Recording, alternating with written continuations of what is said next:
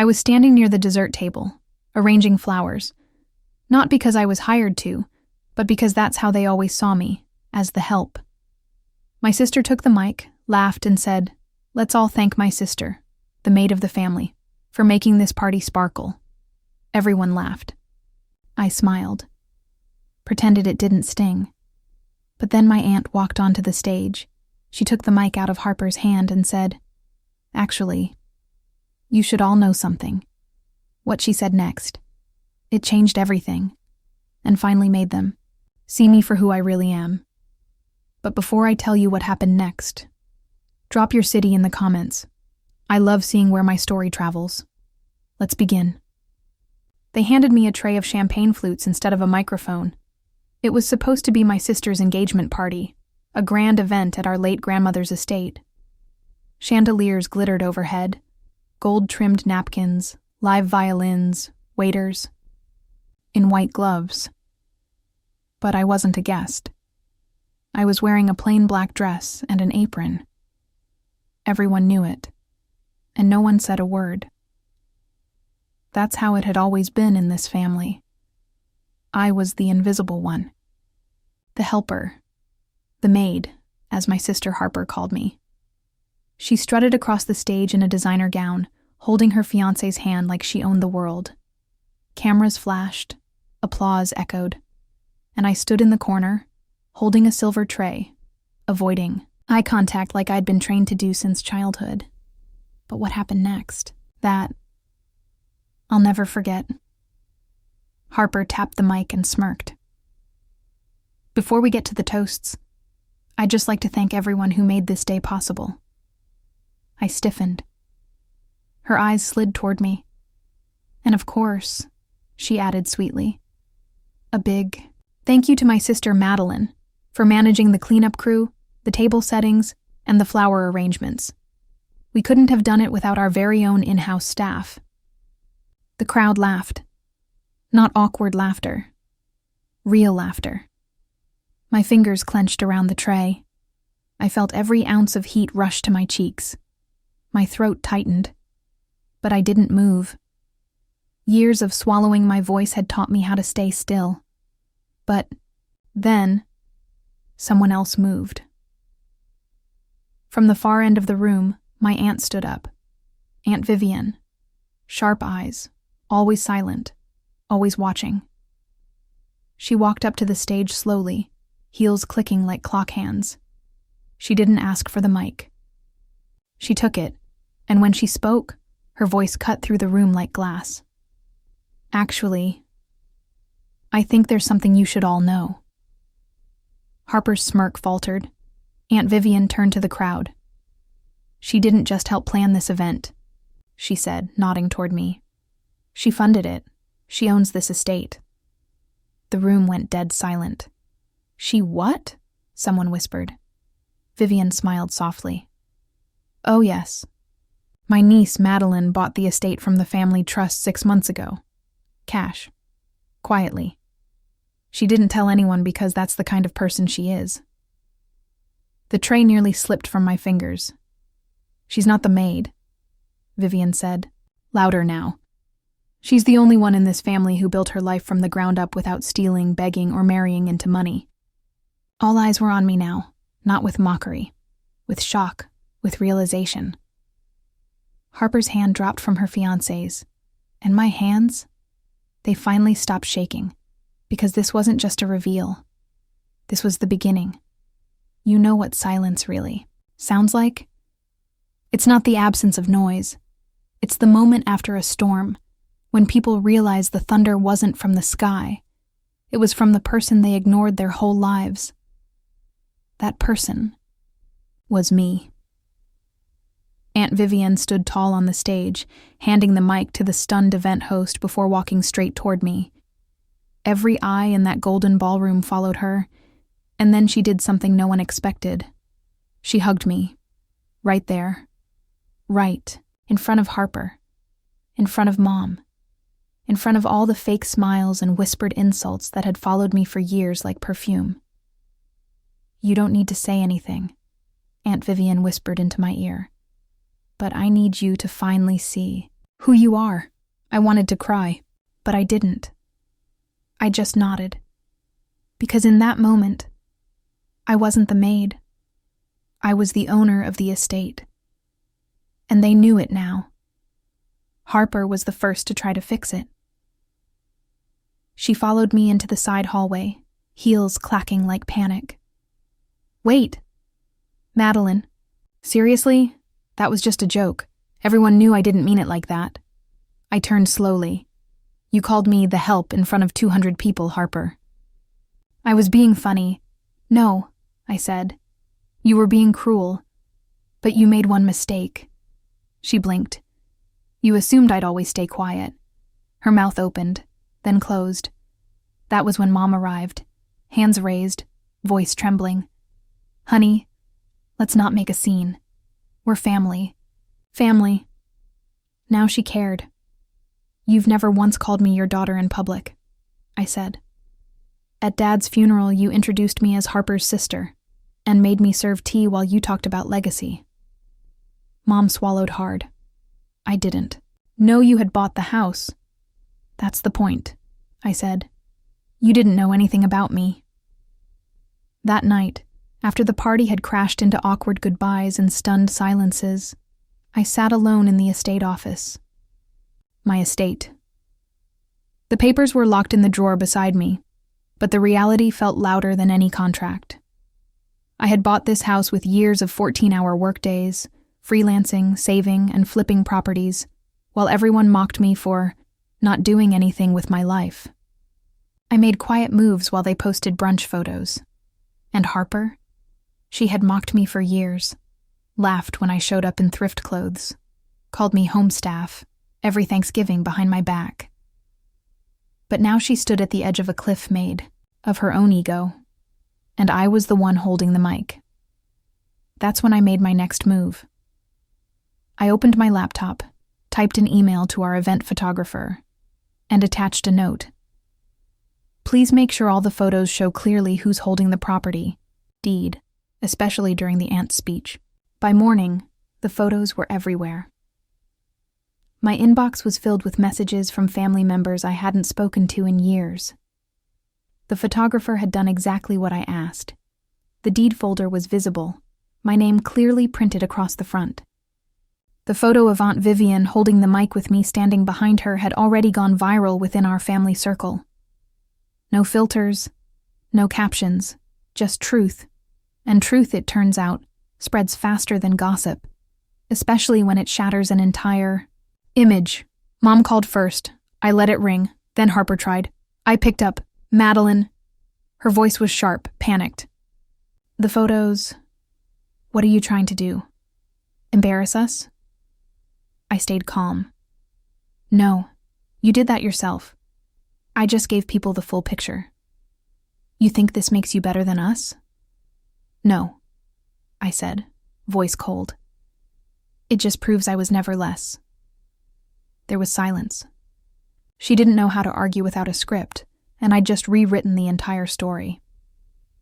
Later that afternoon, Aunt Vivian dropped by unannounced. She brought coffee. No small talk. Your sister's spiraling, she said, taking a seat across from me. Her sponsors are pulling out. Turns out insulting your own family publicly while wearing a borrowed gown isn't great for branding. I stared at her. She'll spin it, I said. She always does. Not this time, Vivian replied, because this time, you own the room, and I think it's time you use it. I knew what she meant, and I'd been thinking the same thing. It wasn't about revenge anymore. It was about respect, the kind you don't beg for, the kind you command. That night, I made a decision. I sent a mass email to everyone who attended the engagement party. Family, family friends, business, associates, even the caterer. The subject line? A clarification about the estate. Inside, I wrote, "Hello, everyone. Since there's been confusion, I'd like to formally confirm that I am now the legal owner of the Avery estate, acquired through personal funds and effort, not inheritance or family title. I don't say this to boast, but to correct years of misrepresentation. This estate is no longer a symbol of legacy. It's a symbol of growth. And it will be used moving forward to support young women who were told they'd never amount to anything. Stay tuned. Madeline Avery Harper didn't respond directly, but I heard from her fiancé. He messaged me that evening. I had no idea you were the one behind all this. If I'm honest, I've always admired your focus. Let me know if you ever need a contact at the firm. I didn't reply. Some people only see your value after you've proven it in front of a crowd. And some people don't deserve a second look. The next day, the estate hosted its first official event. Not for Harper, not for our family, but for a local nonprofit supporting women in transition. I spoke from the same stage Harper had once stood on to humiliate me. Only this time, there was no tray in my hands, only a microphone and a room full of applause. The irony hit me as I stood near the same velvet curtains where I once waited with a tray, now holding a wireless mic, not a wine glass. I looked out at a sea of faces, local business owners, journalists, women from shelters and foundations, all here for the first Rebuild and Rise fundraiser I had launched under my name. And somewhere in the crowd, Harper, in sunglasses, alone. No fiancé on her arm this time. I didn't acknowledge her, not directly. I didn't need to. The entire event was a silent statement. I was doing what she never could, turning pain into purpose. Using our family name not for legacy parties or attention, but for something real. Rewind 48 hours. After my email went out, Harper's world cracked open. Sponsors started backing out. One of them messaged me directly, apologizing for unwittingly supporting elitist behavior. The press had picked up snippets from the engagement party thanks to leaked footage from a waiter's TikTok. And the most brutal blow? Her fiancé's family pulled the wedding funds. They said I embarrassed them, she sobbed over voicemail. They said they don't want me representing their name. The irony. Now she knew what it felt like to be treated like less. Didn't laugh. I didn't mock. But I didn't pick up either. Because growth isn't about revenge. It's about letting someone feel the silence they always forced you to live in. Back at the estate event, I took a deep breath and addressed the crowd. Years ago, I was told I'd never be more than background, that my place was to serve, not to speak. But today I stand here not just to speak, but to build. For every girl told she's too quiet, too plain, too unworthy. This house is yours now too. They stood, applauded. Some had tears. A few hours later, after everyone had left and the lights had dimmed, I stepped onto the back veranda alone, until I heard soft footsteps behind me. Harper. No makeup. Her eyes swollen, no entourage, no performance. Just her. I came to say thank you, she said softly.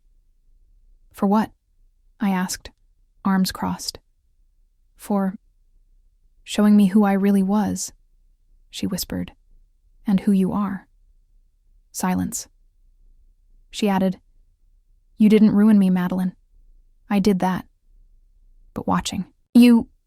Today, I realized maybe it's not too late for me to change. I didn't say anything, I just nodded. She didn't ask for forgiveness, and I didn't give it. But I gave her something else, a second chance. I'm holding open applications for next month's foundation workshop, I said, turning to go inside. You should apply. Everyone starts somewhere. The old me would have wanted an apology.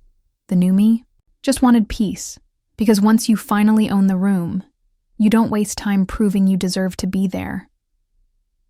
6 months later, the estate no longer smelled like old roses and regret. It smelled like purpose.